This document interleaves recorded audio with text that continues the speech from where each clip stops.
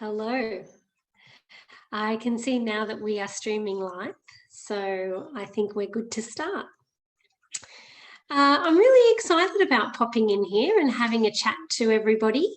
And I would just like to thank Michelle for putting this together. And I think what a beautiful uh, thing to do for our community is to have these beautiful resources at your fingertips for you at home to look at your health. And this is a beautiful opportunity for us to make space for that because there is so much space. And we can really go one of two ways, can't we? We can use this opportunity wisely and connect with ourselves more deeply, or because it can be quite an uncomfortable time, we could perhaps do the opposite. So hopefully that this summit, and I believe we're only on day 2, so you've got 3 amazing weeks of this great content, and I really encourage you to keep listening and keep watching, and hopefully you can take away some tips and tricks and exercises and self-care to keep you healthy at home. So I am Lucy Ellis, and I'm a hypnotherapist and have been a hypnotherapist now for 12 years. And I feel so old saying that, because I do, when I hit the 10-year milestone, I was like, wow, that's a long time. And now 12 years this year. And it's just been an absolute passion of mine to predominantly, I work with only women. And I landed on this in 2016.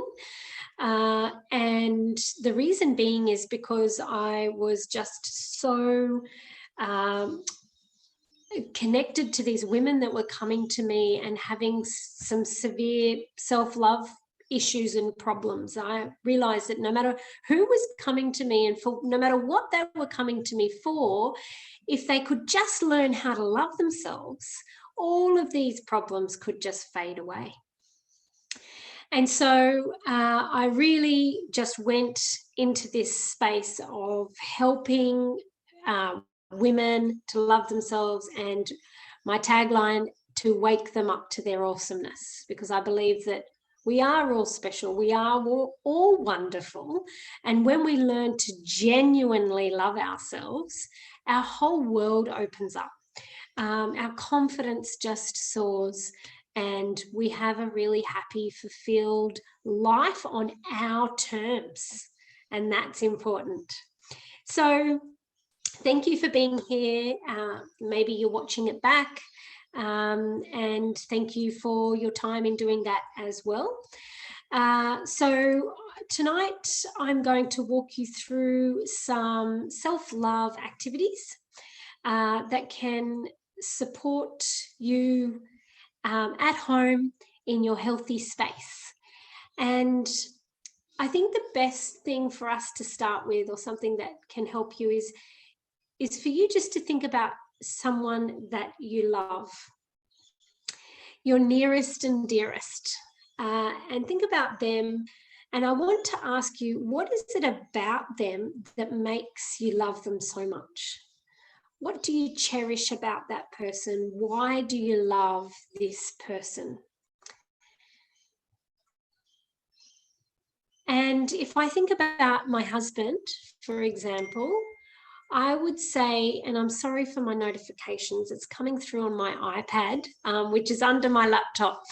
And if I think about my husband, I think about the fact that he's always there for me. He always shows up for me in big and small capacities.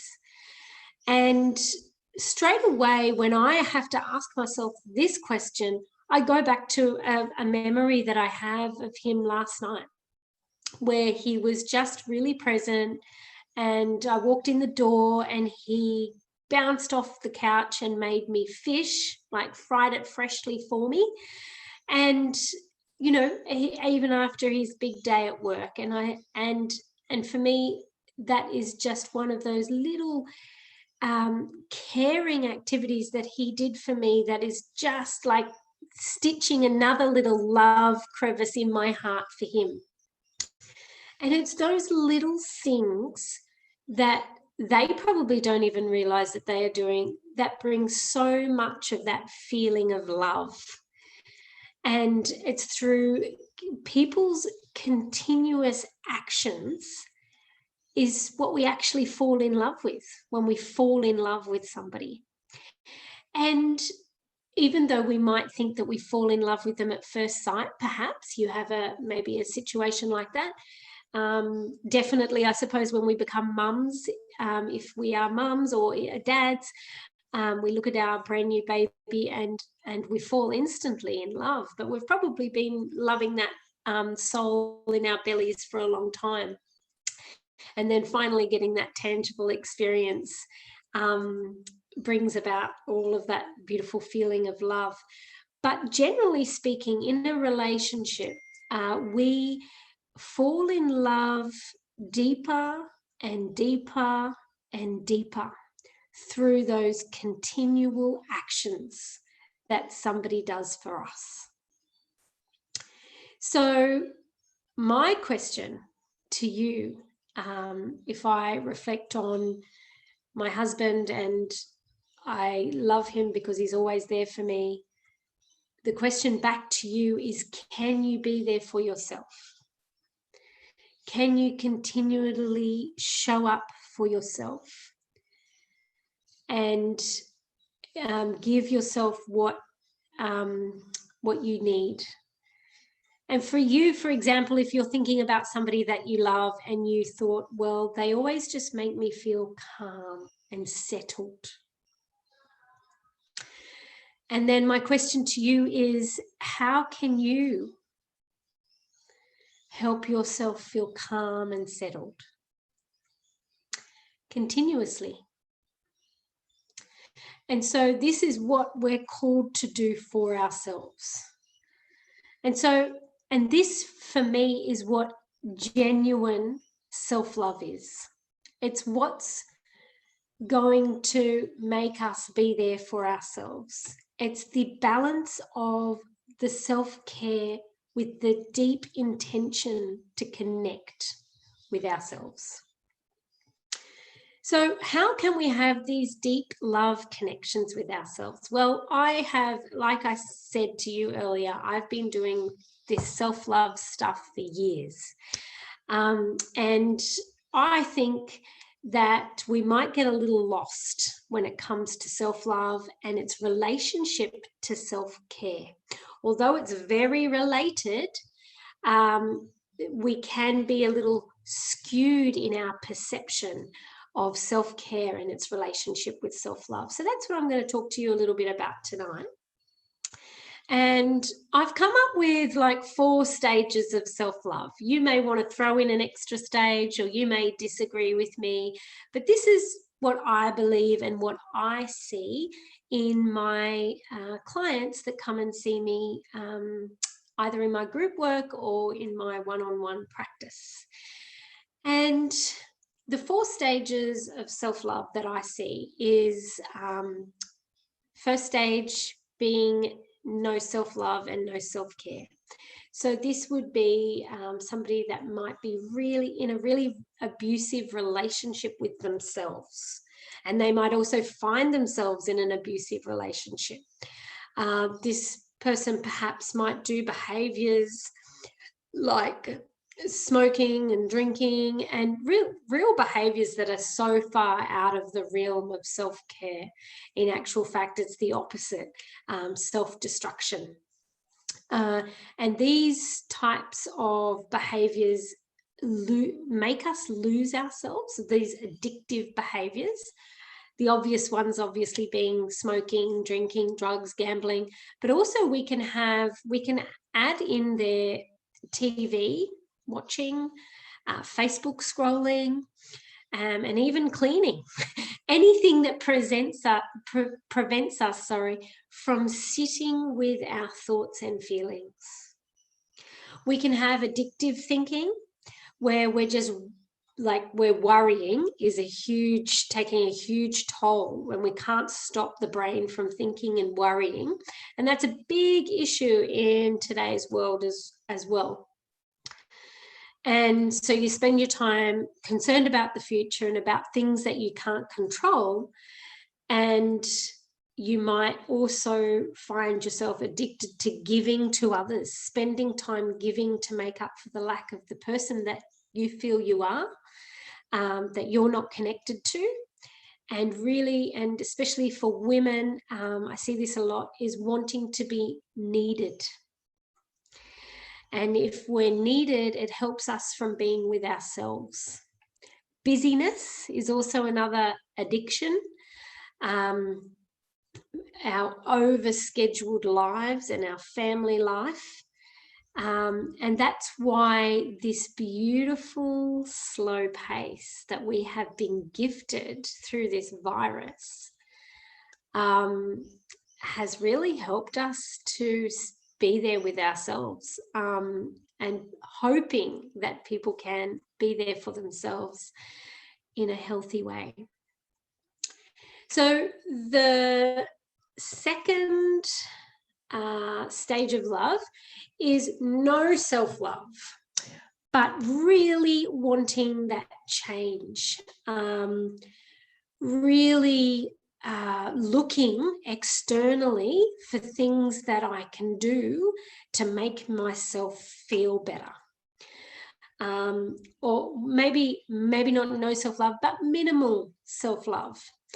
And this might be people that, will do the quick fix kind of action taking. Perhaps they sign up for a diet, or they become part of a program. They're really wanting change, but they default very quickly back into the no self-care. So I see a lot of this in my clinic, and it is the all or nothing, the black and the white kind of thinking and feeling. And there is the want, but because the self-love and the self-care aren't, they're completely off kilter, we just fall back into those old ways. And then the third stage of our self-love is really, really high self-care. And this is usually ego in action, because these people want to do the right thing. They want to look a certain way, but there can be an imbalance with the self-love. So the self-care is really high, and it's more like a checking list. I've got to do that. I've got to eat this. I've got to, do that exercise. I've got to get my hair done, look a certain way. But really, they're almost striving for perfection, which screams out that the person has a disconnect with themselves, with their self-love. They're feeling not good enough, so they have to portray that they are good enough. And this is the work that I'm talking about tonight. And this is the shadow work. Perhaps this type of person in their stage of self-love might be just focused on the light stuff, keeping busy, looking good, showing up, and not wanting to look at the dark stuff. And this can be very detrimental, because we will always hold those beliefs of not being good enough if we don't have a look at the darker stuff, the ugly, yucky bits of who we are. Everybody has a shadow. Everybody has ugly, messy, yucky bits to them. And when we can give space to this beautiful work, and it is so beautiful, we show up to that with self-love, we then find that beautiful balance of self-love and genuine self-care. And that is the fourth stage that I have. So it's genuine self-love resulting in deep self-care work. The ability to always, what do I love about my husband? He's always there for me. The ability to always be there for yourself. And we're no longer perhaps doing the behaviors that drive us away from ourselves, but instead we're creating more space for ourselves. And wrapped into this stage of self-love is being able to obviously look at our whole self and meet it with unconditional love, but wrapped up also in this space is our interest and our curiosity for ourselves, our self-awareness, and our commitment to self-improvement. And that doesn't mean that we're, always wanting to go on to the next thing, but we're willing to look at our relationship with the world and become curious about it, get to know ourselves a bit deeper on it, and just go a little bit tenderly with ourselves through that. And so it's doing the work. We get to stage 4 by doing the work. And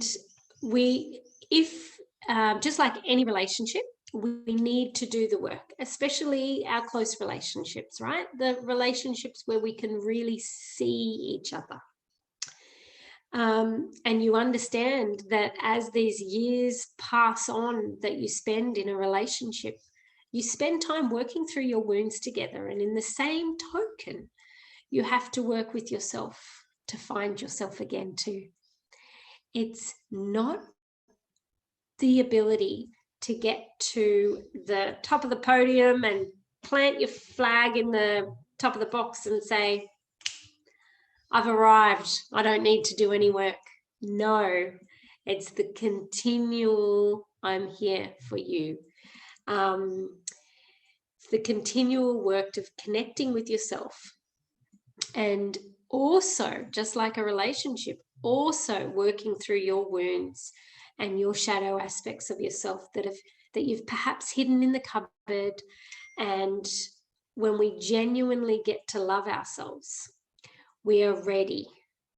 We are more than ready to look at our shadow self. And this is genuine self-love. And it is so, so, so worth it. It's really worth the hard work to look under the hood, because it feels so wonderful. It feels nurturing and like the comfiest of comfiest slippers ever.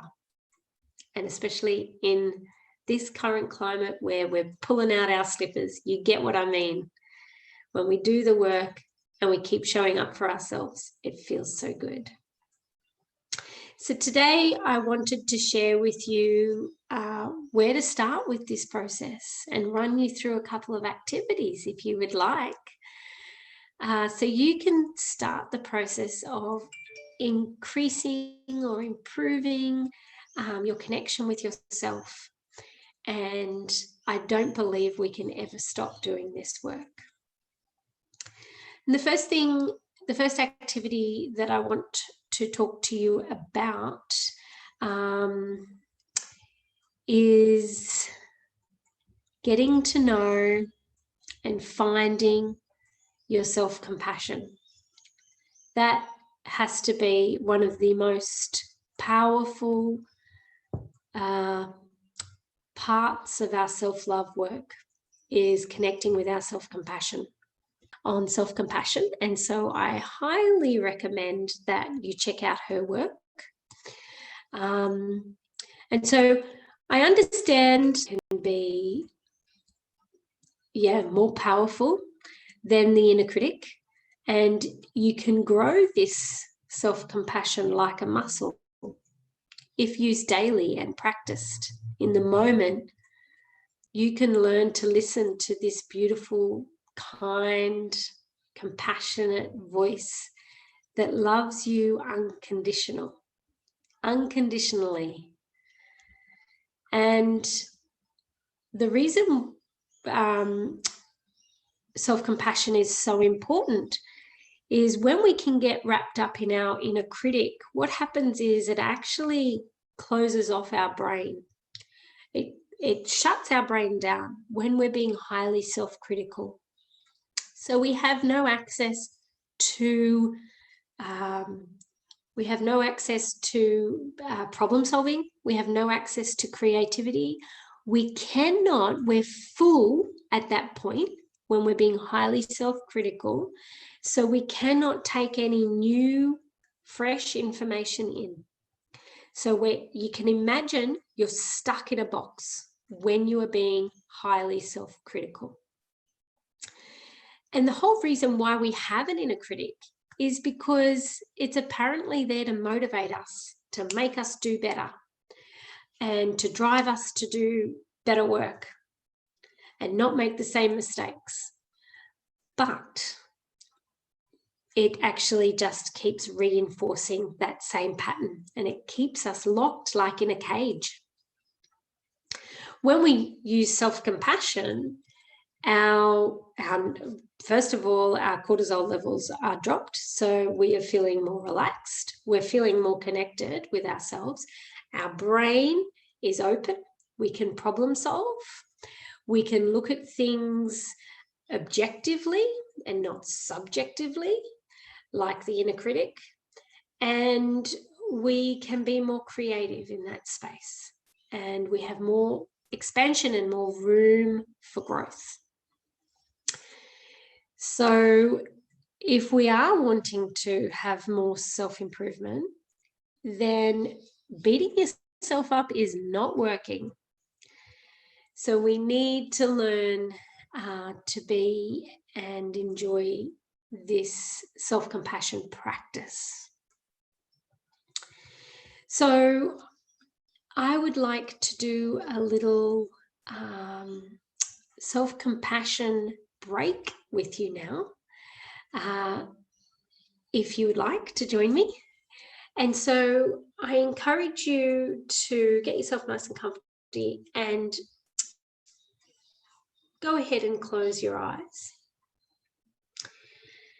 And just thinking about a tricky time that you have perhaps had in your life, just a recent time. Maybe it was a tricky conversation. Maybe it was a bit of conflict. Maybe it was just a tough time that you were experiencing.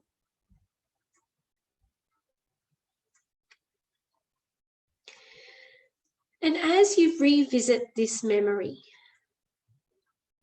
I'm just going to give you 3 statements that will open up a chance for self-compassion for this moment. And the first statement is that we acknowledge this is a moment of suffering.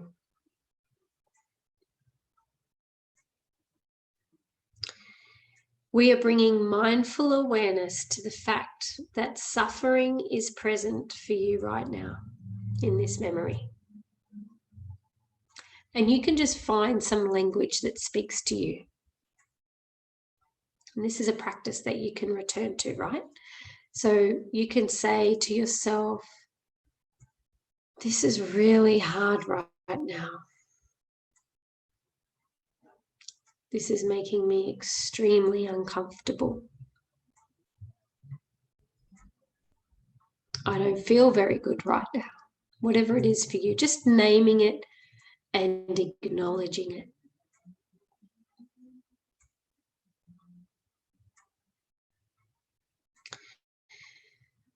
And the second statement is, suffering is a part of life. We're reminding ourselves of common humanity. It's not abnormal to feel this way. Many people are going through similar situations. It's all part of being human. Suffering is part of the human experience.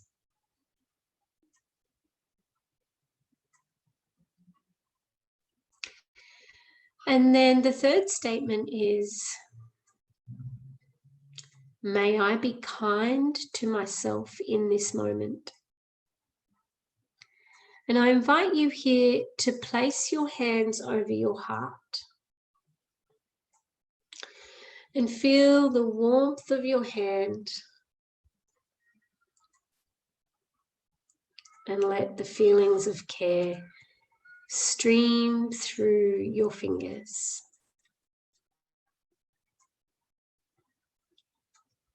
And you can say to yourself, I care about you. I'm here for you. It's going to be okay.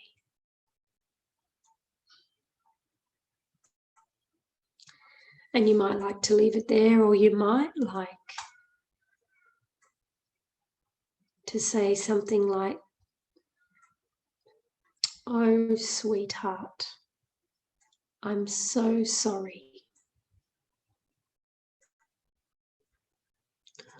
Or you might like to call yourself by your first name and just express your deep wish.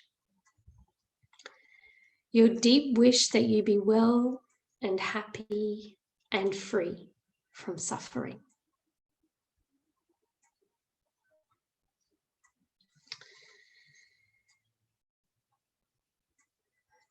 And when you're ready, you can just enjoy that feeling and come out of the practice. And this is just a really short, beautiful way to connect with yourself, your self-compassion in the moment of suffering. And this is a way that we can show up for ourselves, slow everything down, become more mindful. And I love to put my hand on my heart when I talk about self-compassion. And what happens is when we place our hand on our heart, it allows us to get out of the critical space in our head that is small in a cage and drop down into our body. It gives us a somatic experience, a mindful experience of being there for ourselves in the suffering with love.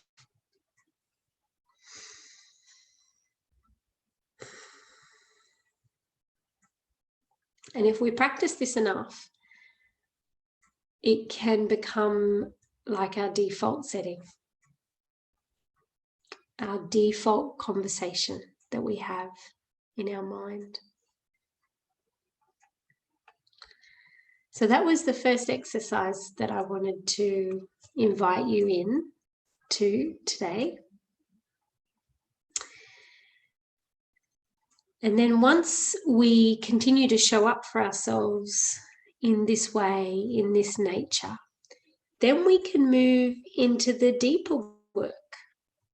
And we can look at the things that we keep under cover. The shadow work. The shadow part of ourselves. And the shadow can make up many things. It can make up memories, traumas, griefs, but it can also be the part of our personality that we may have rejected or we may still reject. Perhaps we look at memories or we look at these personality parts of ourselves and they make us feel shame. And shame wants to keep us hidden, and it wants to keep those things quiet, and it really wants you to hide it. But the more you put a light on it, and the more you shine a light on these aspects of yourself, the less shame you will actually feel. In actual fact, the less shame can survive. So shame tells us that if you look at these aspects of yourself and you allow them out, we won't be liked, and we'll lose connection with others.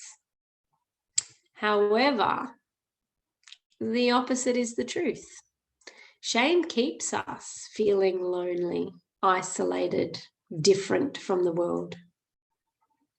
So in actual fact, if we can shed self-compassion on ourselves through these practices, we learn to be okay with our whole self. We cannot love only the light. We have to be able to love all of us, the dark bits too. And they all come, in a person. And if you spend a lot of time, connecting with your loved ones and acknowledging and loving them unconditionally for all their dark bits, then you can do the same for you too.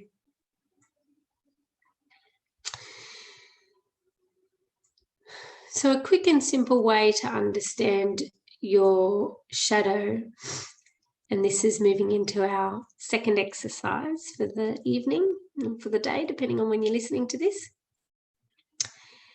is, for the sake of this video, I'm just going to say, hopefully you've got pen and paper there. And if you don't, that's okay. But I encourage you just to write down the first 5 people that you know that pop into your head. It's really not important who these people are. They can be neighbors, they can be close people to you, they can be famous people. Might even want to put me on that list, whatever you like. Just the first 5 people that pop into your head.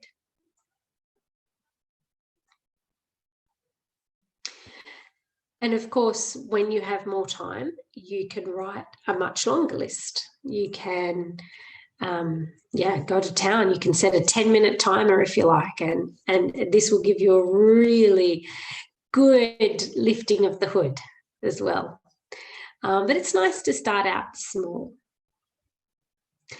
And if you don't have pen and paper and you're going to struggle to kind of remember the 5 people, just think of one person. Just have one person that is not yourself in your mind.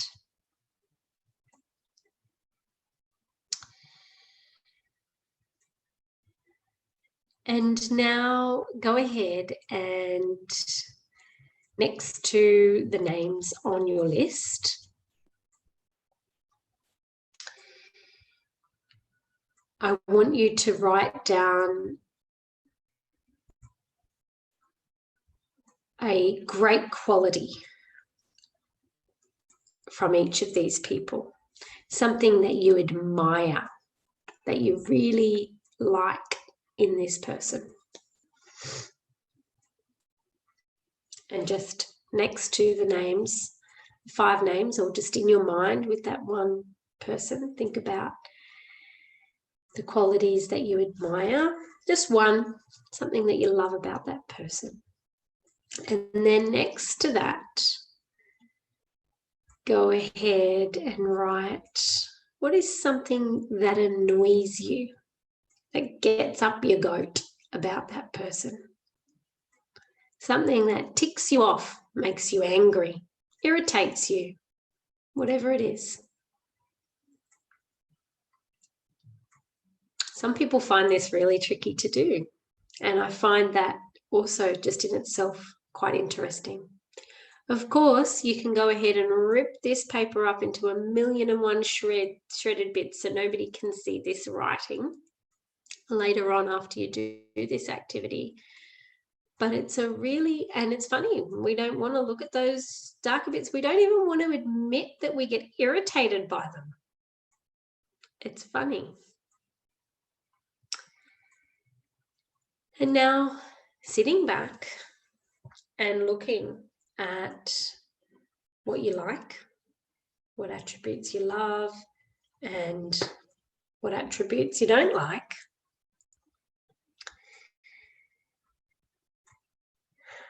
And choosing just one of those attributes that you don't like from one of those people on your list.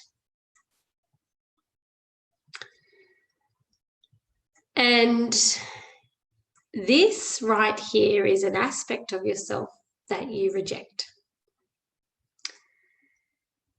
This right here is something that you carry,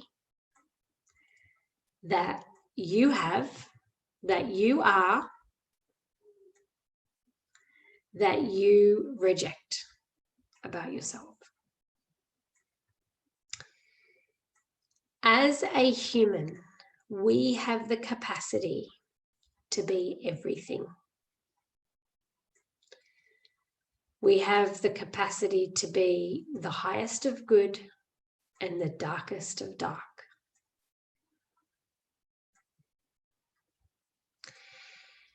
And whatever we don't like about somebody or that triggers anger is just a part of you that you haven't accepted, that you've rejected. So as well as all of those beautiful attributes and good qualities that you've listed there about the people, you have them. You are that.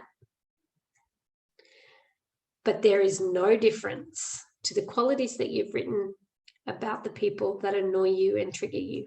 You are also that, and you also have them. But good news is we all have them. So, for example, you might notice that it's greed in somebody that you've written down.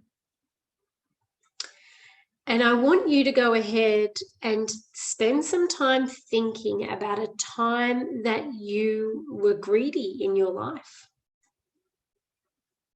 Perhaps you were made to feel greedy by somebody, or perhaps you remember feeling the need to go and get the most. Or maybe it was necessary for survival.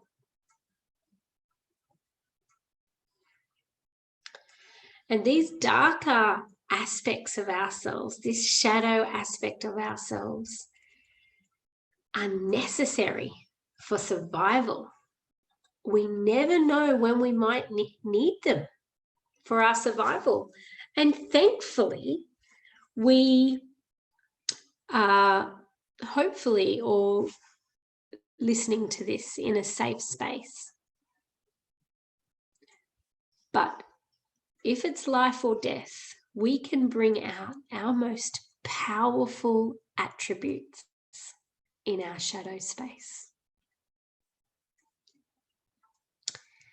And maybe we'll never need them in our life, and that's wonderful. But we might, and they are there. And how wonderful is that? How powerful we are to have all of these resources available to us.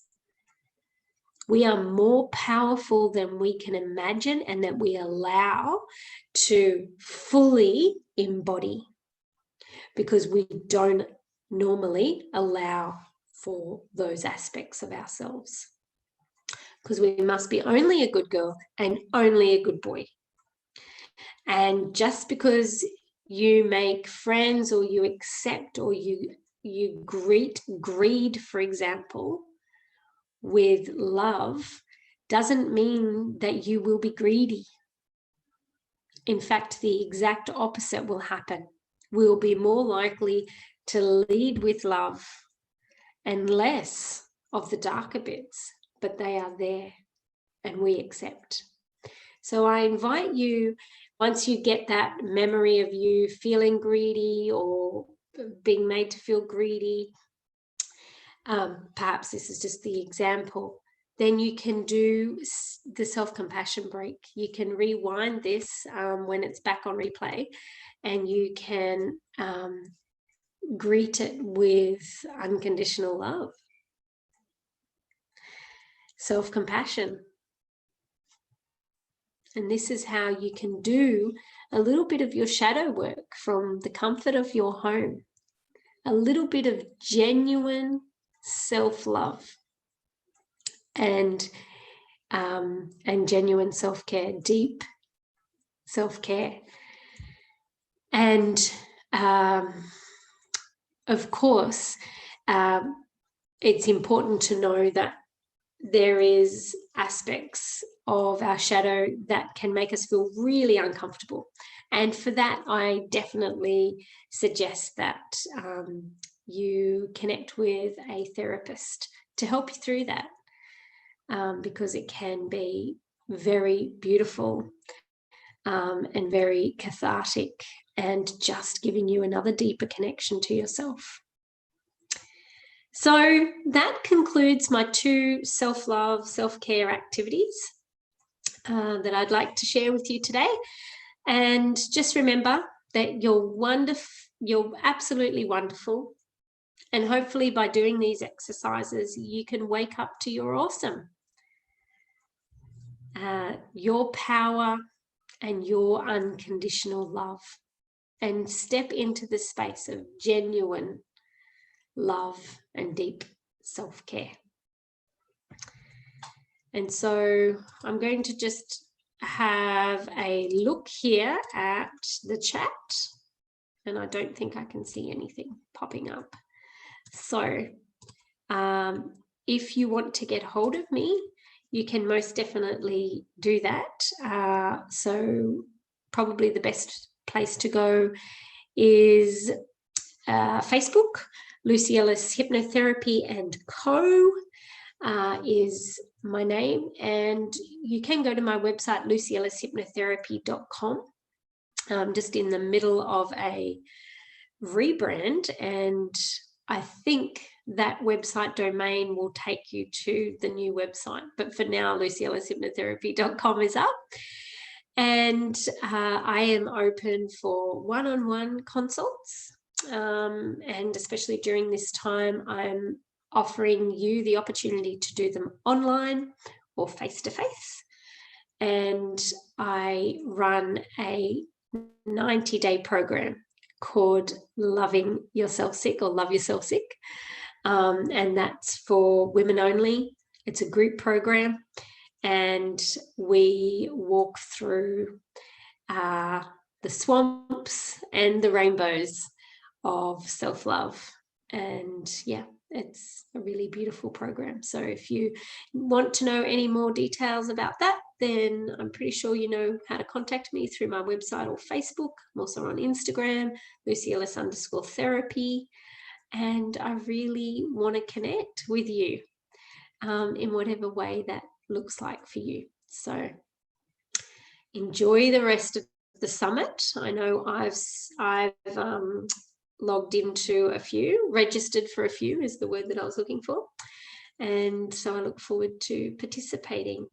Thank you so much, and have a good night. Bye. Oh, thanks, Michelle. Bye.